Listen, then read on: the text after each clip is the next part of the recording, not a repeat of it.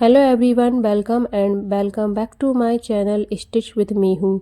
आज हम इस वीडियो में सीखेंगे दो कली वाली सलवार की कटिंग एंड स्टिचिंग। इस सलवार को बनाने के लिए लिया है मैंने 2.25 मीटर का फैब्रिक।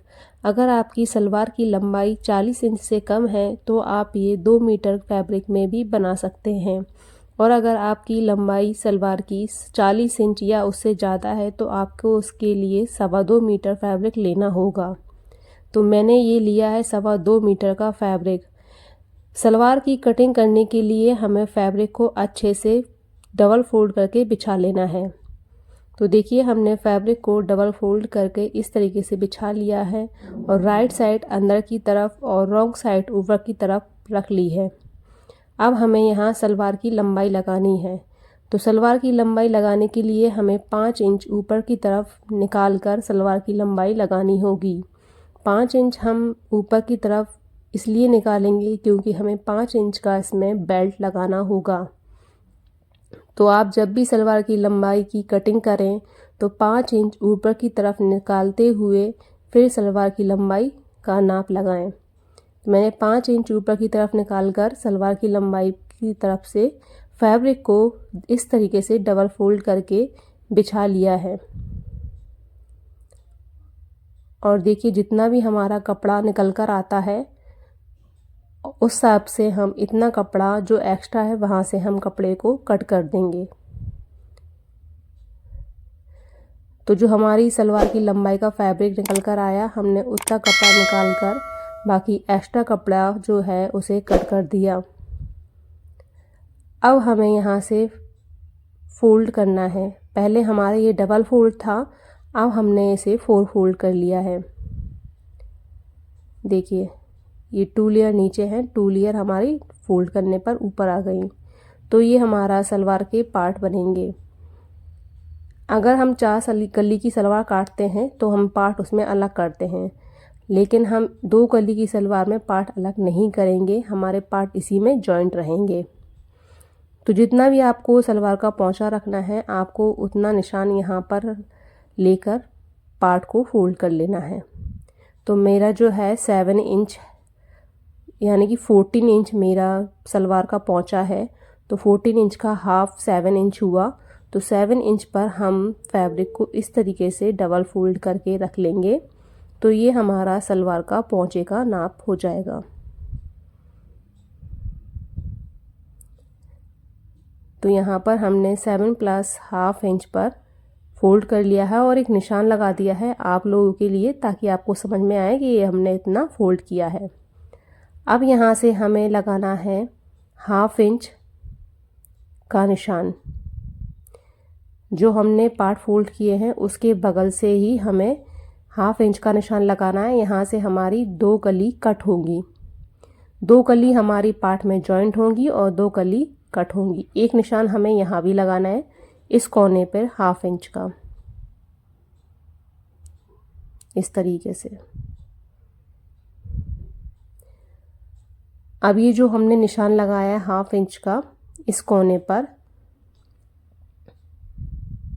तो इस कोने से हमें इस कोने को, इस निशान को तिरछा मिला देना है इस तरीके से।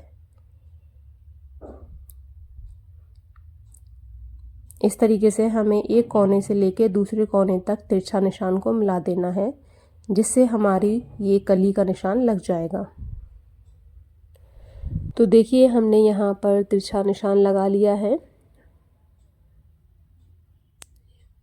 अब ये 2 कलियाँ जो हमारी हैं ये पार्ट के साथ अटैच रहेंगी, ये वाली, और ये हमारी कट होंगी। तो हम कैंची की हेल्प से यहाँ से ये 2 कलियों को कट कर लेते हैं। ये 2 कलियाँ हमारी कट हो चुकी हैं। बाद में हम इन 2 कलियों को 2 पार्ट के साथ स्टिच कर लेंगे इस तरीके से। अब हमें इस सलवार का आसन का निशान लगाना है। तो किस तरीके से लगाएंगे वो भी देख लेते हैं। यहाँ से हम लगाएंगे आसन का निशान। तो यहाँ पर हमने इंची टेप को 5 इंच ऊपर की तरफ रखते हुए 14 इंच पर आसन का निशान लगाना है। 5 इंच हमने ऊपर बेल्ट का जो फैब्रिक लेना है उसका एक्स्ट्रा छोड़ दिया है और उसके बाद हमें 14 इंच पर यहाँ पर आसन का निशान लगा लेना है। अगर आपका साइज़ हैवी है तो आप 50 इंच तक मार्क कर सकते हैं। अब इस निशान को हमें कट कर लेना है। तो ये हमारा आसन जो है कट हो चुका है। अब ये जो हमने इसमें से फैब्रिक कट किया है इन्हीं में से हम इसकी 2 म्यानियाँ कट कर लेंगे। तो देखिए इस तरीके से हैं और हम इस तरीके से फोल्ड करेंगे और यहाँ से सीधा निशान लगा देंगे और इस निशान को हम कट कर देंगे। म्यानियाँ कट कर ली हैं। इसको इस तरीके से बाद में हम स्टिच कर देंगे। तो देखिए 2 म्यानी हमने एक साथ कट कर ली थी। अब सलवार कट करते टाइम ये 2 पार्ट हमारे साथ में जॉइंट थे तो इनको हम अलग अलग कर देंगे। ऊपर के साइड से भी इन्हें अलग कर देंगे और ये नीचे के साइड से भी जॉइंट हैं तो इन्हें भी हम अलग कर देंगे।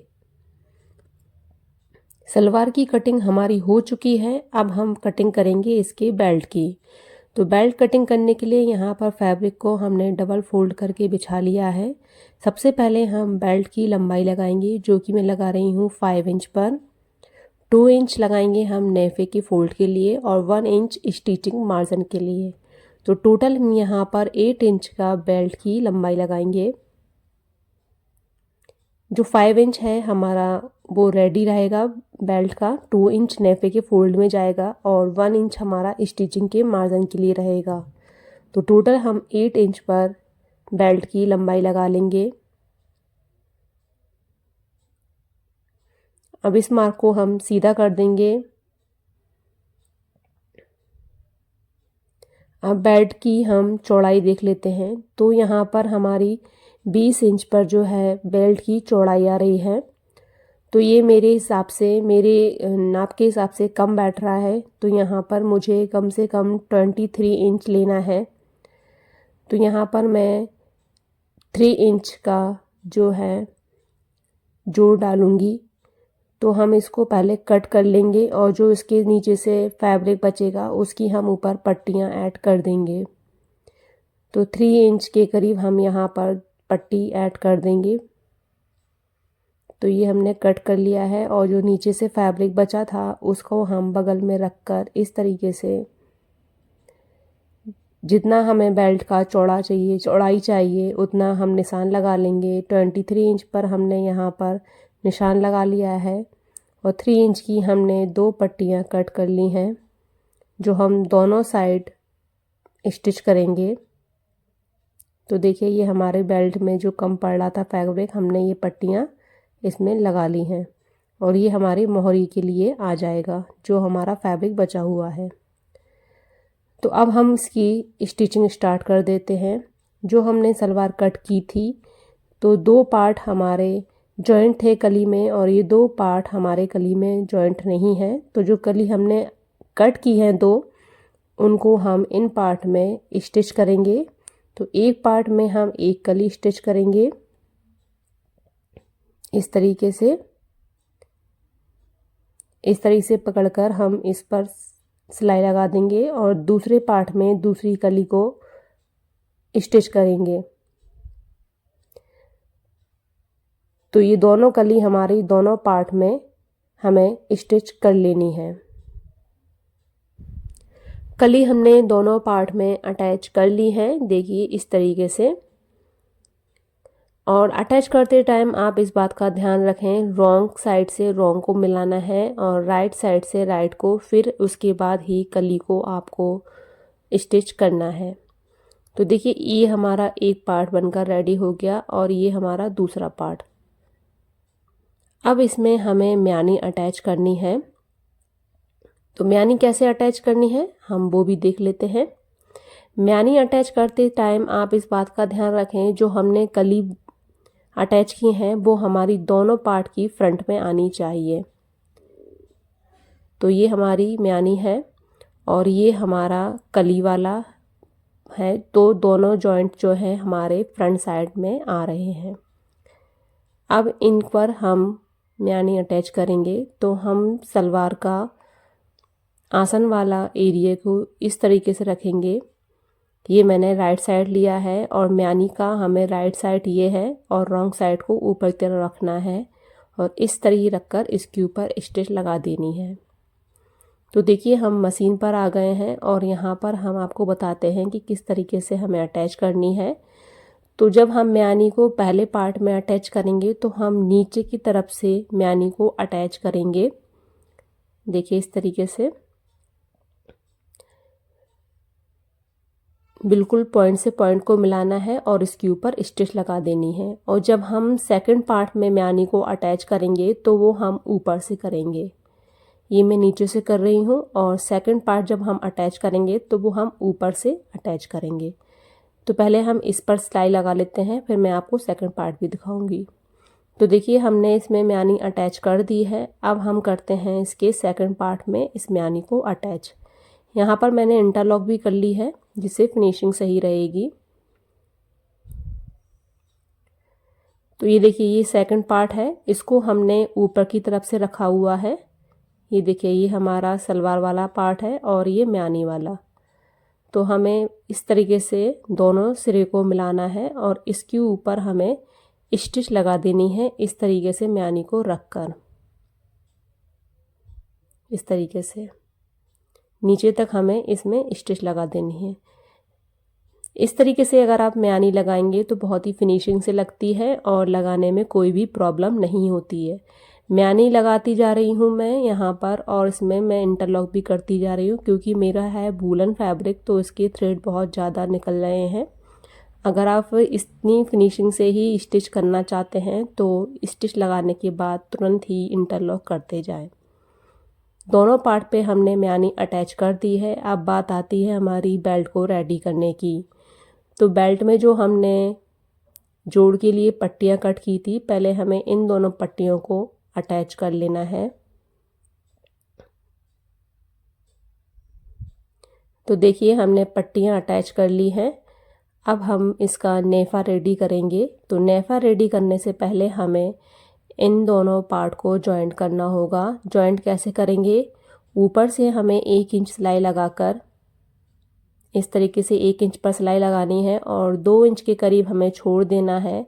छोड़ने के बाद फिर 2 इंच के बाद से हमें सिलाई लगानी है सीधी और नीचे तक लगा देनी है। जो बीच में हमने सिलाई छोड़ी है वो हमारे नेफे के लिए जगह बन जाएगी।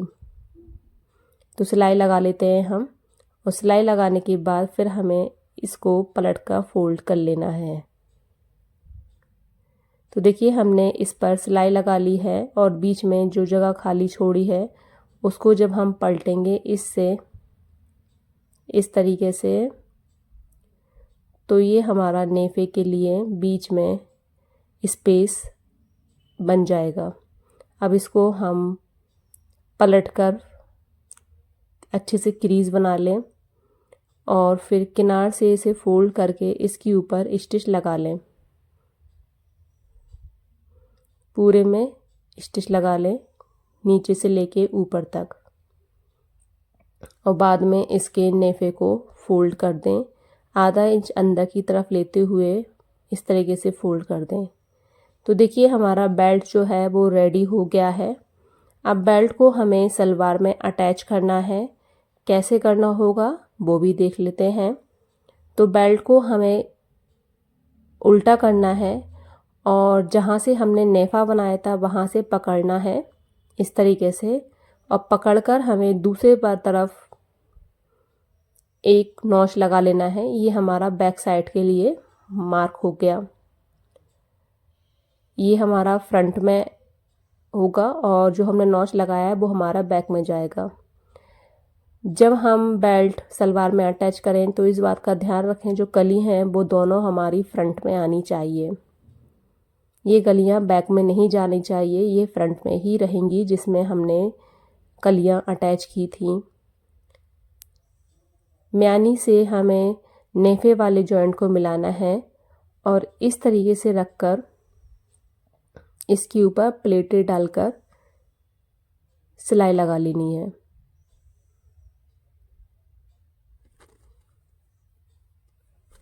इस तरीके से प्लेटें डालनी है और सिलाई लगा लेनी है। आप अपने फैब्रिक के अकॉर्डिंग प्लेटें डाल सकते हैं। आपको बारीक बारीक डालनी हो तो बारीक बारीक डाल लीजिए, और आपको चौड़ी चौड़ी डालनी हो तो आप चौड़ी चौड़ी डाल लीजिए। ये बैक वाला पोर्शन है, ये बैक वाला पार्ट है, दोनों को मिला लेना है इस तरीके से। और एक एक प्लेट आपको बैक में भी ज़रूर डालनी है। इससे क्या होता है, हमारी बैक साइड से सलवार जल्दी नहीं फटती।